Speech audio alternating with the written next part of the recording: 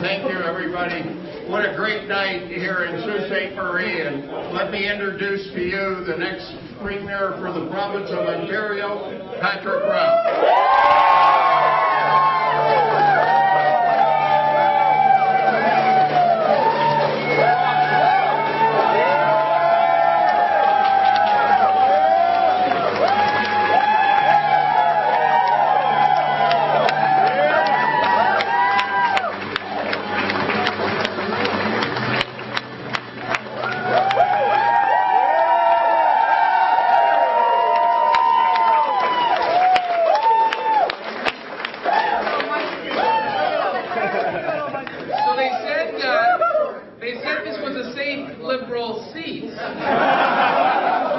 They said we hadn't won Sault Ste. Marie in 32 years. I was 2 at the time, on March 19th, 1981. Almost 3, though. They said this by-election was Premier wins to lose. You know, they've always considered Sault Ste. Marie an NDP Liberal battle. Well, we said we would work hard. We said we would knock on every door.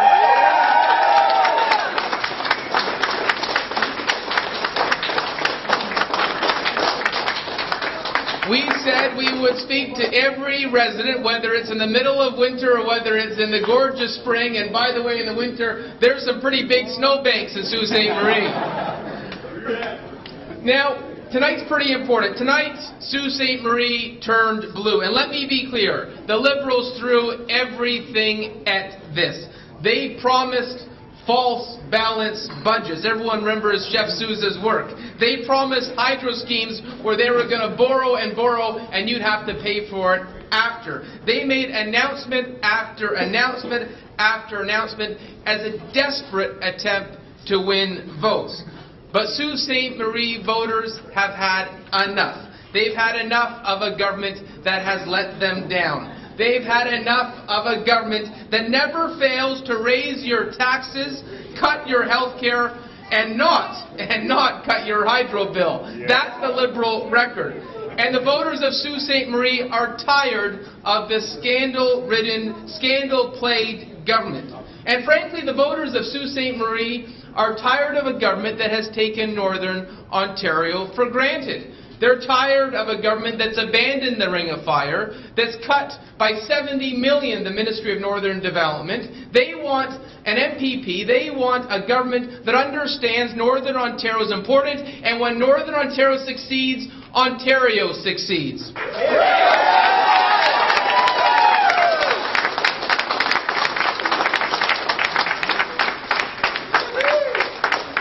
And this just isn't by-election posturing. I was proud to hold my first caucus retreat as leader of the PC party in Sault Ste. Marie. The PCs will be a strong voice for Sault Ste. Marie and Northern Ontario. They say by-elections are only protest votes. They say by-elections aren't good indicators of future success. I think that's probably the Liberal talking points tonight. Well, folks, I think voters disagree, because voters have made it clear now on multiple occasions that only the PC party will fight to make things more affordable. So hard-working families will pay less and get ahead in Ontario. In Simcoe North, we saw our margin of victory go up by 10 points. In Whitby-Oshawa, we saw the largest victory in almost a quarter of a century. In Scarborough Rouge River, a seat that had been one of the safest Liberal seats in the GTA, we saw MPP Raymond Cho win by an astounding 10 points. In Niagara and Ottawa, we saw record levels of PC support. And to Kathleen Wynne, I hope you are listening. There is no riding left in this province that you can take for granted. There is no such thing as a safe Liberal seat.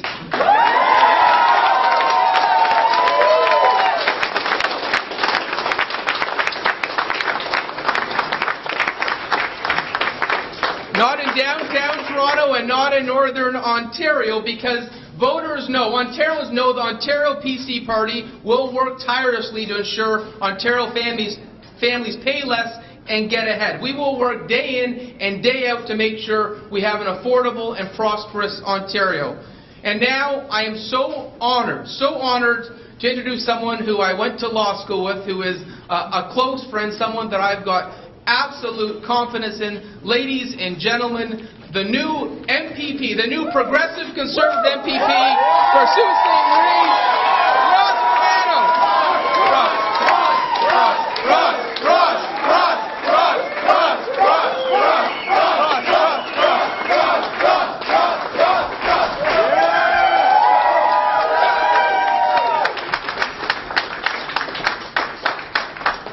Thank you. Thank you for that, Patrick, and thank you all of you. I little lost for words. It's been 6 very long months on the campaign trail. There are so many people that I want to thank, and most of you are all in this room right now.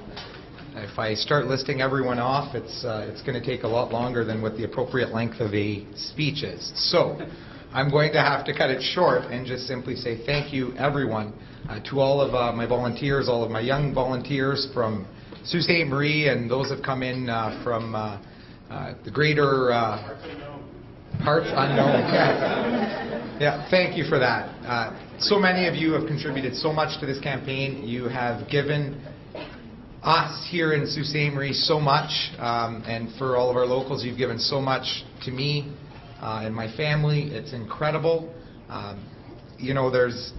The words can really not express the amount of gratitude I feel at this point, and I know my whole family feels.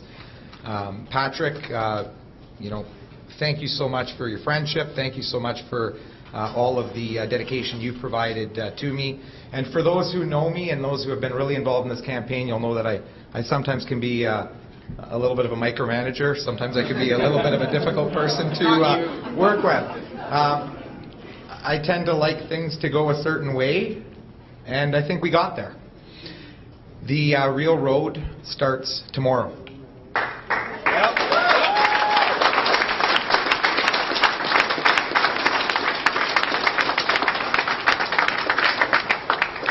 You'll probably have noticed during debates that I drink a lot of water, so my mouth is a little bit dry. We were at the doors today for about 9 hours straight, so I'm a little dry at this point in time. But I want to say some special thank yous to Ian. Ian, are you here?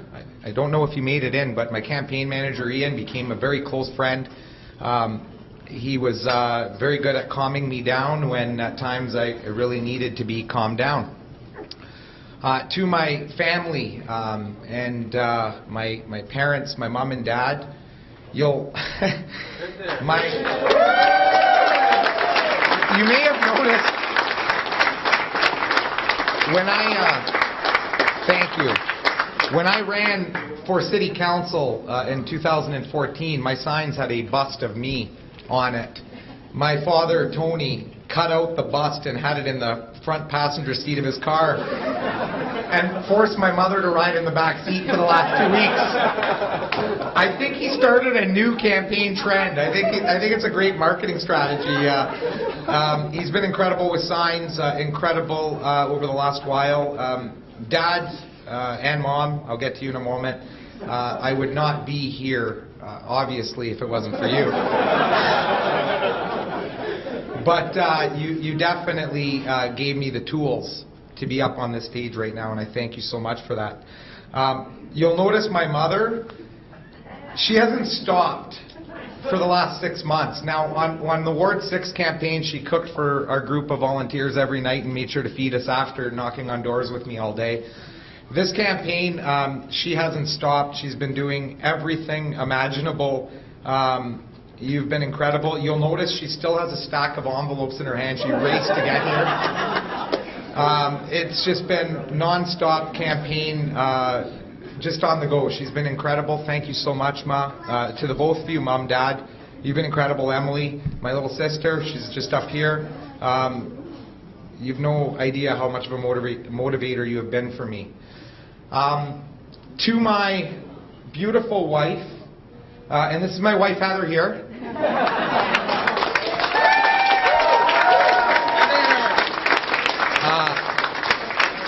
Everybody need only look at my wife and they will know that I'm an overachiever. And to my 3 beautiful boys, this is Jarrett here. He's our little 2-year-old, or 3-year-old Jackson, hiding behind everyone, and Jaden. Jaden starts soccer next week, and I'm very excited to take him out and hopefully be able to show him a few things. Not that I was really all that good, but anyway. So I have a message, though, on behalf of the people of, well, actually, before I get there. Not only am I an overachiever for this wonderful woman next to me, but for anybody who has been through a campaign, anybody who's ever been close to a campaign, you can imagine the difficulty it puts on a family and the strain. From the day that my friend here to my left became the leader of the PC party, Heather said to me, "You have to do this. You have to do this. This is the best opportunity Sault Ste. Marie has had in a very long time. You have been nothing but a rock for me, dear. You have been nothing but a support and offered nothing but encouragement. You've been incredible. I love you so much. Thank you." And I'm getting the mark that I'm taking way too long. So I want to say something to Kathleen Wynne. I'm coming.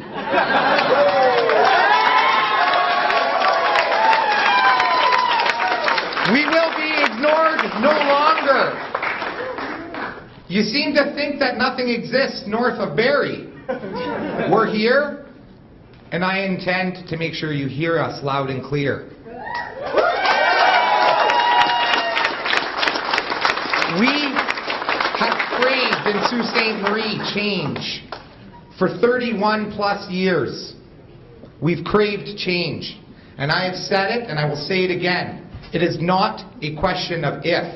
It is a question of when, and the time is now.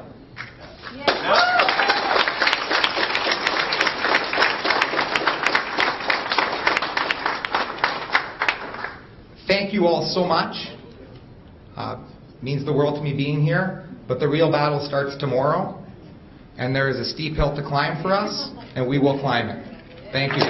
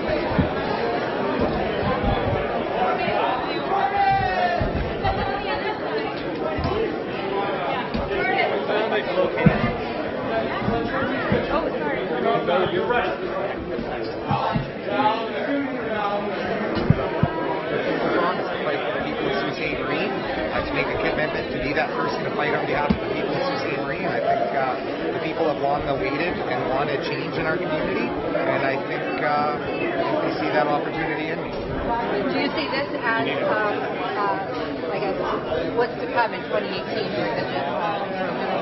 Well, I think this is certainly a positive sign that what we're looking at is change in Ontario, that the voters are fed up with the broken ways of this Liberal government. They're fed up with their hydro bills. They're fed up with deficits.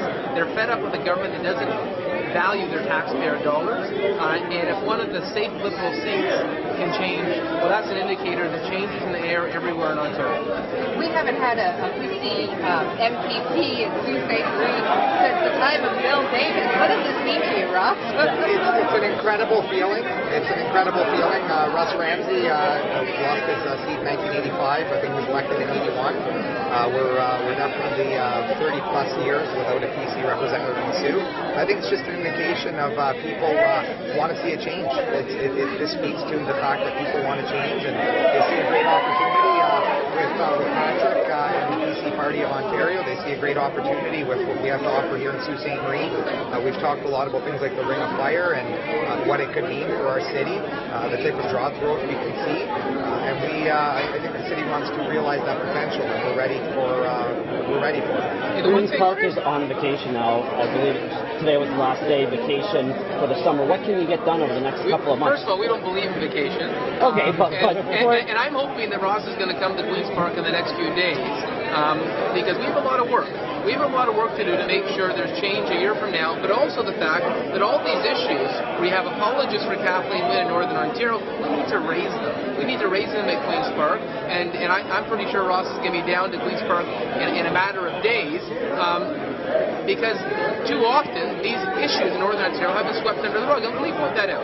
You know, there was not a peep from Northern Ontario MPPs about the fact that the Ring of Fire commitment was abandoned. There was not a peep the fact that we see autism rates for children in Sault Ste. Marie double that of the provincial average. There's a lot of real challenges in Northern Ontario that aren't being raised, and so we're going to use every single day over the next year to raise those issues, to fight for Northern Ontario, and make sure that a year from now we have a progressive Conservative government that can actually bring real change to Northern Ontario. Were you surprised to see the NDP come second? Were you thinking it was going to be you guys and the Liberals? Well, you know, frankly, the NDP and the Liberals are very similar. So whether they were second or third, I don't think that's a big surprise. But when you look at the Liberal budget with NDP supported this week, when you look at the Green Energy Act, the failed Green Energy Act NDP supported, right now we have an NDP premier. So whether it's the Liberal or the NDP candidates, it's pretty much the same old, same old.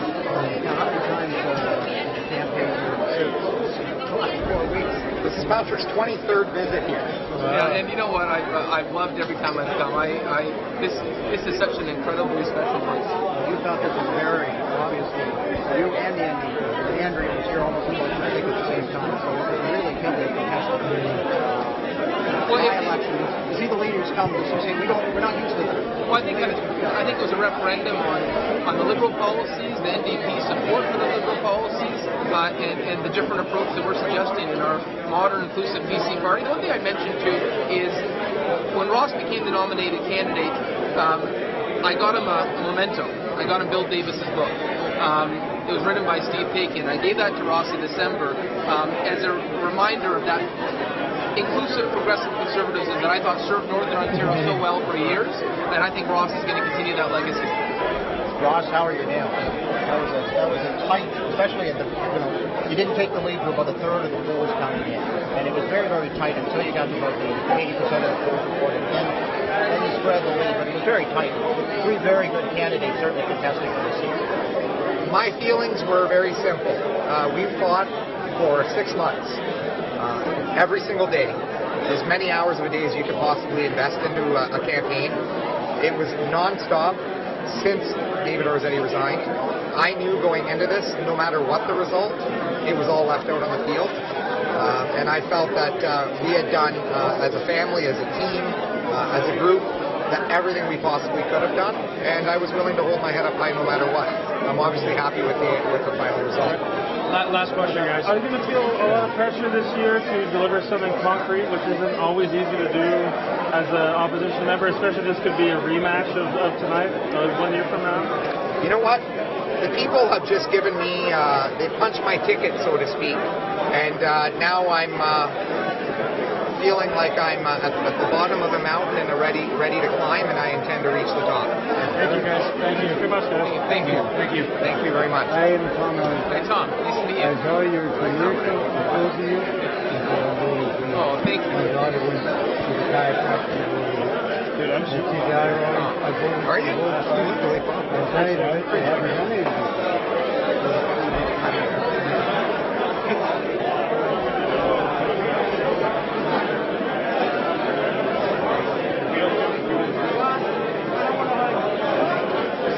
I guess I gotta come see you now, don't I? I gotta fulfill my promise.